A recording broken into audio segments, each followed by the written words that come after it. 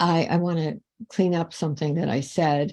I just mentioned something in passing. I think I was dealing with a letter from somebody who was looking for a house. And she said that when she saw the house, she heard one of her spirit guides say, "This is it. This is your house." And, she really took that to heart. And I said at the time, okay, that's fine.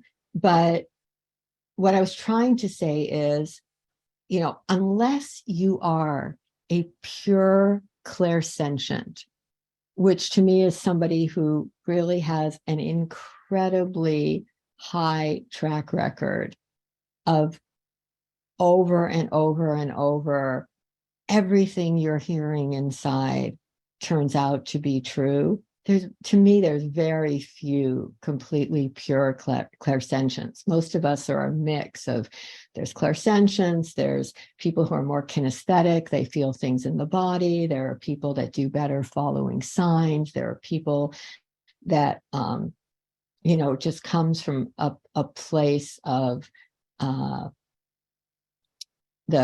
clairaudience is more that ability to just do it through your hearing. But what I was trying to convey last week is that there is this fine line that you can see all the time in the spiritual world and the New Age world, both, of where spiritual work lapses into magical thinking. Now, I'm not saying that that is true for everybody, but what I'm saying is this Mercury in Virgo is all about, it's all paradox again, how to have both, how you open to the intuition in a world that tends to dismiss intuition. Like, it's incredibly important to open to the intuition. That's everything. Everybody has that access. And at the same time, to not throw common sense out the window. And I remember, I don't know why I was thinking about this. Let me say this first. I was in no way last week, like when people say, I heard from the ancestors to do this or that, I honor that. I value that. Or you have spirit guides or that, you reliably get information from. I'm not here to take away from any of that. But what I'm saying is that the realm of making major decisions only based on what you hear, for some people, can be incredibly tricky and can lead into delusion.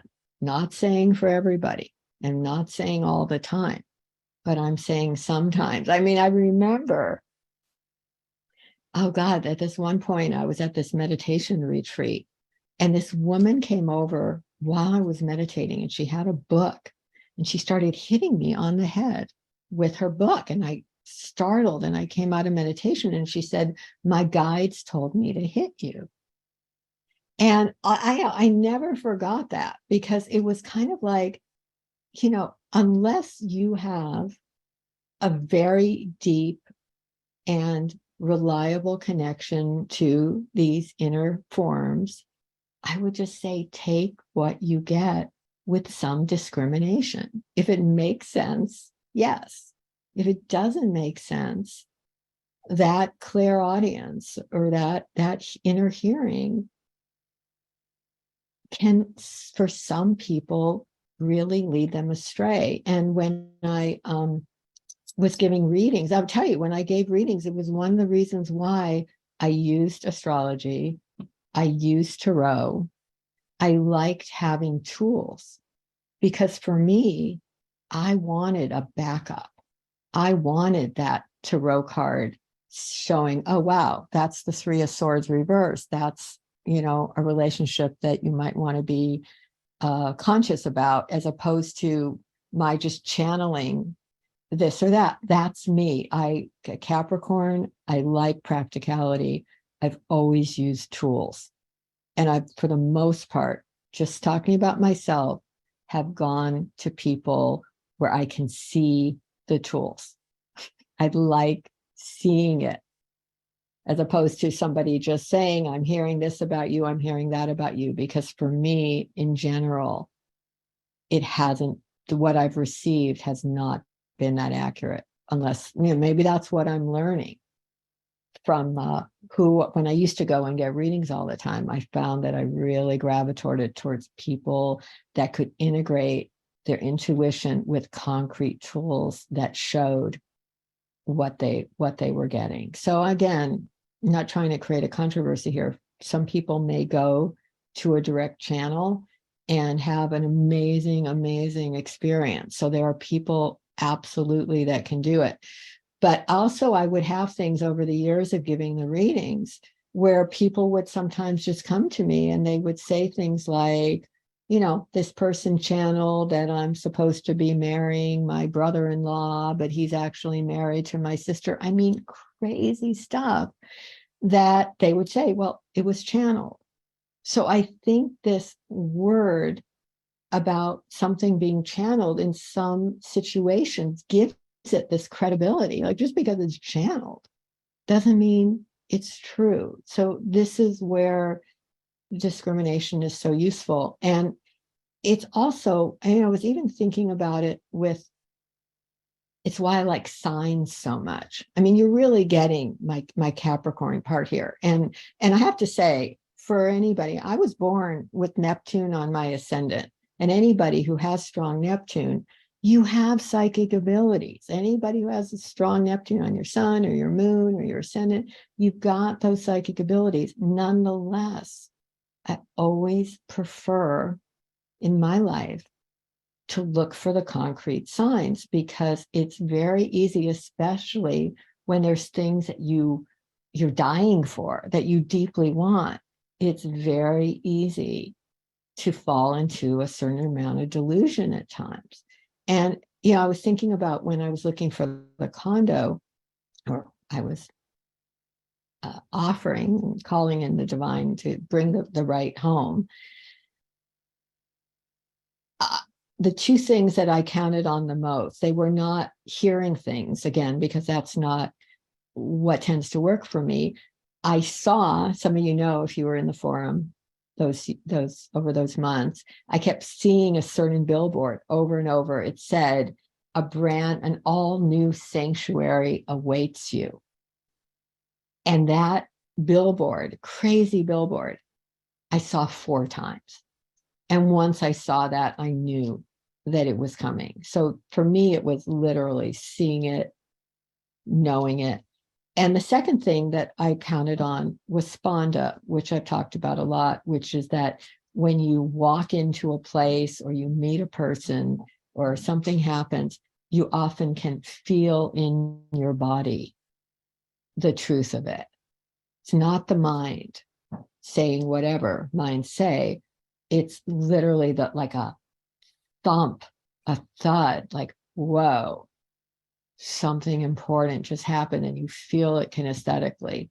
So that's where it's coming from in me. And also the number of times that I watched people sometimes go into magical thinking off of things that they were hearing. It's human. It's natural for this to happen. You're dealing with the mix of integrating intuition and opening to the divine. The divine flow comes through the intuition. You're combining that with common sense and earthly signs and experiences that confirm what you're getting. So, and I wanted to actually, somebody just, they sent in this letter. I just want to read you like a little part of it, because she was really mentioning this. And she said, I love the teachings that you're doing with non-attachment and offering and honor the inner child.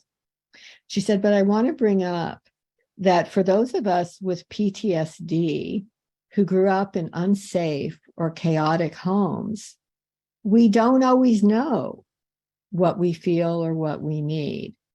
And then she's mentioning that she had a friend who was involved in a divorce, and the friend ended up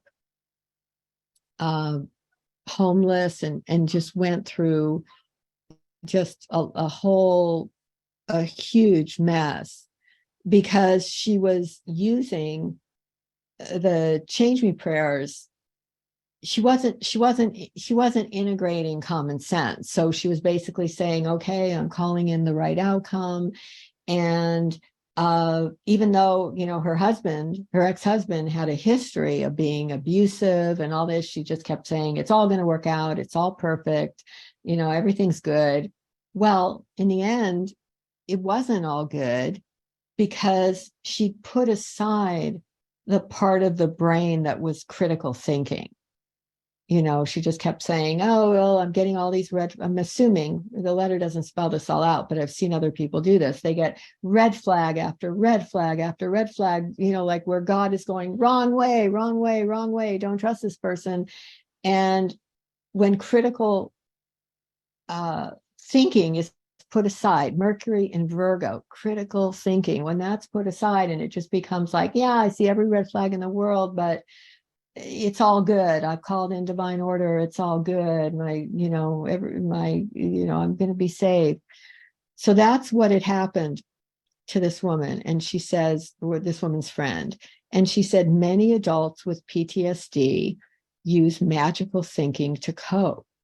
So she said, would you define the difference better between magical thinking and offering to the divine? That was her letter.